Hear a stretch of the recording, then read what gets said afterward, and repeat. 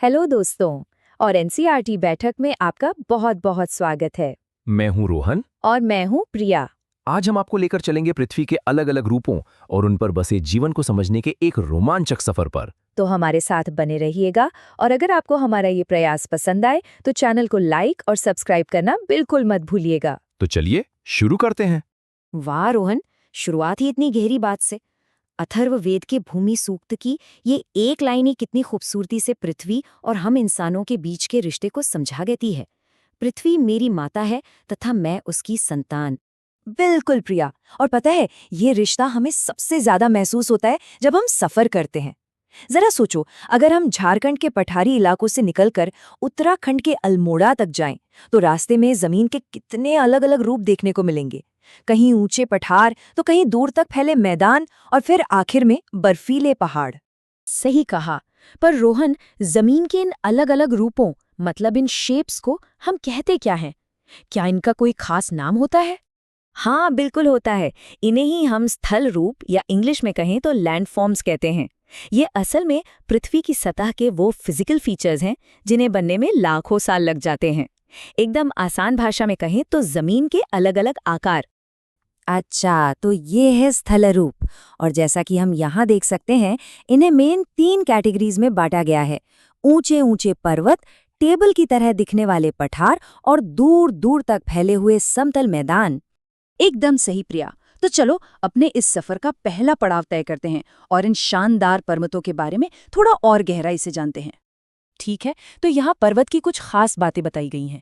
ये आसपास की जमीन से ज्यादा ऊंचे होते हैं। इनका आधार यानी बेस चौड़ा होता है, ढलान काफी खड़ी होती है और शिखर, जिसे हम चोटी कहते हैं, वो संकरा और नुकीला होता है। रोहन, ये संकरे शिखर का क्या मतलब है, जरा और आसान करके बताओगे? प्रिया, संकरा मतलब जो ज्यादा फैला हुआ ना हो, पॉइंटेड हो। अच्छा, एक बात बताओ, तुमने देखा होगा कि कई ऊंचे पहाड़ों पर बर्फ जमी रहती है। ऐसा क्यों होता है? इसका जवाब छिपा है तुंगता यानी एल्टीट्यूड में। तुंगता का मतलब होता है समुद्र तल से किसी भी जगह की ऊंचाई। तो जितनी ज्यादा ऊंचाई होगी, उतनी ही ज्यादा ठंडक होगी। अच्छा, मतलब ज्यादा एल्टीट्यूड पर इतनी ठंड होती है कि बर्फ जम जाती है। पर रोहन, एक बड़ा पर्वत और एक छोटी पहाड़ी, इनमें क्या फर्क होता है? जैसा कि हम यहाँ देख सकते हैं, पर्वत बहुत ऊंचे होते हैं, उनकी ढलान एकदम खड़ी होती है और चोटियां नुकीली। वहीं दूसरी तरफ पहाड़ी कम ऊंची होती है, ढलान हल्की होती है और उसका ऊपरी हिस्सा गोल होता है। बिल्कुल सही। और पहाड़ों पे जो बर्फ गिरती है ना, वो भी वर्षण या प्रेसिपिटेशन का ही एक रूप है। जैसे मैदानों में बारिश होती है, वैसे ही बहुत ज्यादा ऊंचाई पर ठंड के वजह से पानी बर्फ के रूप में गिरता है, जिसे हम हिमपात या स्नोफॉल कहते हैं। चलो, अब जब हम पर्वतों के बारे में इतना कुछ जान ही गए हैं, तो क्यों ना दुनिया के कुछ मशहूर पर्वतों की एक छोटी सी सैर कर ली जाए। अरे वाह, यह तो मजेदार होगा। तो इस टेबल में दुनिया के कुछ सबसे ऊंचे शिखर हैं। एशिया में हिमालय का माउंट एवरेस्ट, दक्षिण अमेरिका में एंडीज का अकांकागुआ, अफ्रीका का किलिमंजारो, यूरोप में एल्प्स का माउंट ब्लैंक, और देखो हमारे दक्षिण भारत में पश्चिमी घाट की अनाईमुडी चोटी भी है।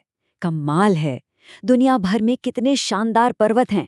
और अगर आपको दुनिया की ऐसी ही और भी दिलचस्प जगहों के बारे में जानना पसंद है, तो एनसीईआरटी बैठक को लाइक, शेयर और सब्सक्राइब जरूर करें।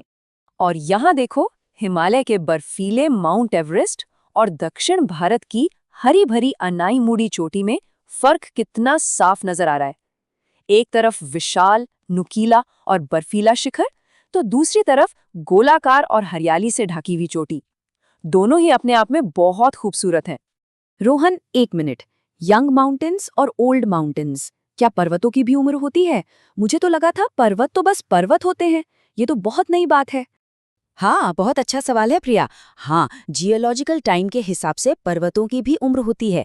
जैसे कि हिमालय एक युवा पर्वत है, मतलब ये पृथ्वी के इतिहास में रिलेटिवली हाल ही में बना है, इसीलिए इतना ऊंचा और नुकीला है।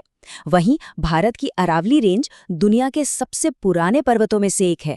लाखों सालों के अपर्दन यानी हवा पानी की मार से ये घिसकर छोटे और गोल हो गए हैं।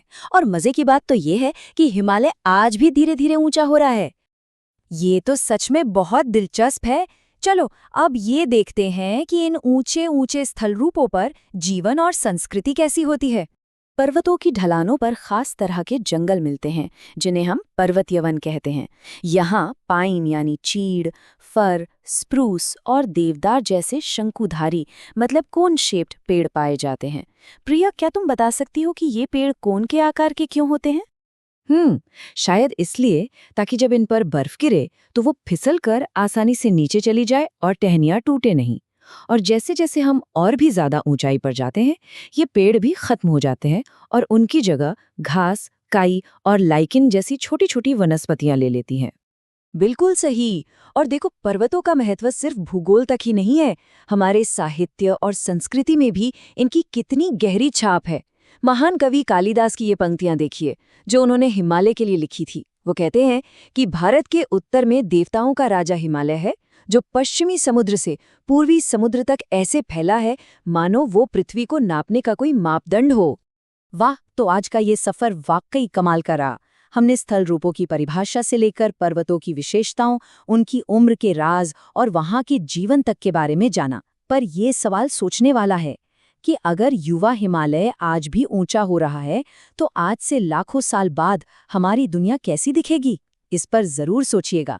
आज के लिए बस इतना ही। उम्मीद है आपको ये जानकारी पसंद आई होगी। हमारे चैनल एनसीईआरटी बैठक को लाइक, शेयर और सब्सक्राइब करना ना भूलें। धन्यवाद।